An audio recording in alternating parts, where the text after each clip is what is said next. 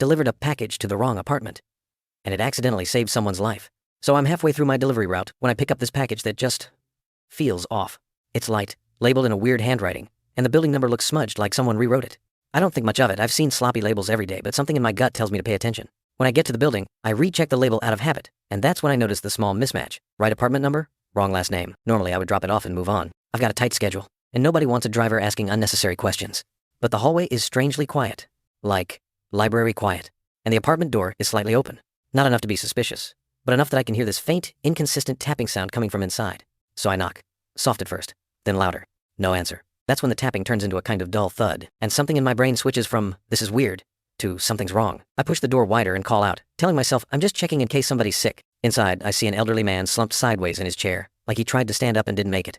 His chest rises in these short, shallow breaths, and his eyes barely track me. My stomach drops. I step in saying, "Sir, can you hear me?" His mouth moves, but no actual words come out. Then I smell it, that sharp, metallic burn smell. I follow it straight to the kitchen and see the stove lit, a pan glowing dark and smoking hard. If I hadn't come in right then, that apartment would have been on fire in minutes. I kill the flame, throw the pan in the sink, turn on the faucet, then run back to him. His pills are spilled everywhere. There's water on the floor.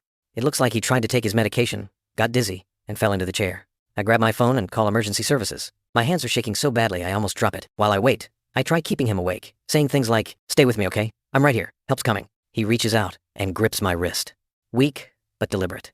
And the whole time, that burn smell is still lingering in the air, like a reminder of how close things got. Paramedics arrive fast and get to work. One of them checks his vitals and turns to me with this dead serious face. He wouldn't have lasted much longer alone. That hits me harder than I expected.